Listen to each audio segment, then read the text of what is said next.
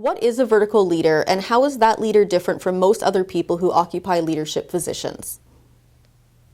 If we look at the characteristics of vertical leaders, what we see is that these leaders are clear and committed to their vision, to the purpose of the organization, to the values of the organization.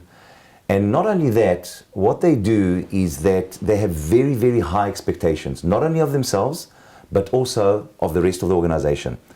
And it's not enough to have these high expectations without the support. So what they do is they make sure that the organization, the people, the staff, the employees have the resources that they need in order to deliver that excellence.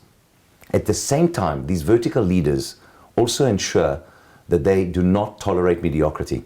And this is a very important part of vertical leadership. You have high expectations on the one hand, and on the other hand, you do not enable things that you do not like to see. And I think equally important in this area, because it sounds like the vertical leader is all around focused on results. And they are absolutely. It's what we call 10-10 leadership. 10 is 10 on results, but there must also be 10 on people.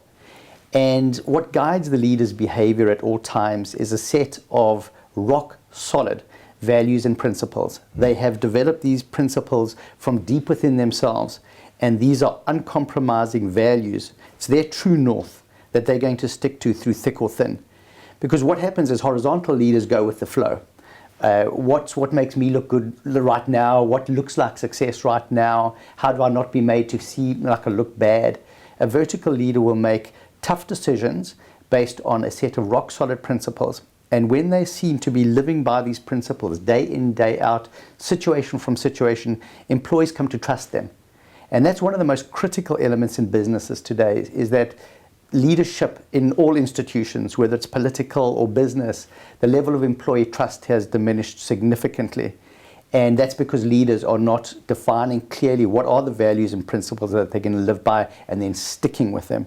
That is absolutely critical. And what we see with horizontal leadership is, and I even question whether we should call it leadership or not, but with horizontal managers who are in leadership positions, is that they come to work with their own agenda.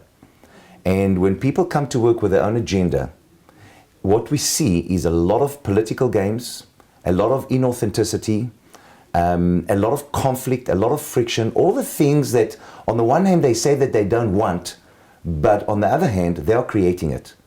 And that's why vertical leadership and horizontal leadership are two very different things.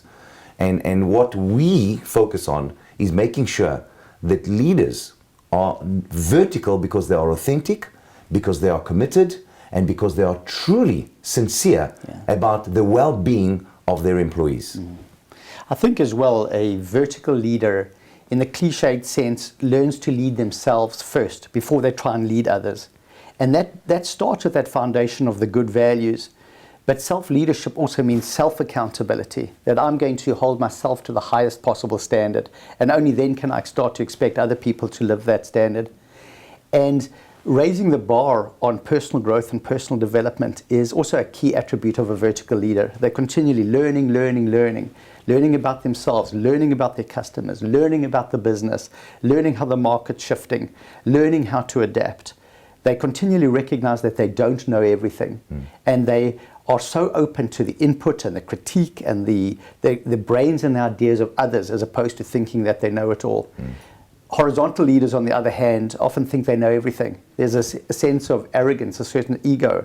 I've seen this before, I've known it before, this is my way. And that's what leads to what we call command control leadership, as opposed to true servant leadership, where the vertical leader is there to serve the employees who are ultimately going to be serving the customer.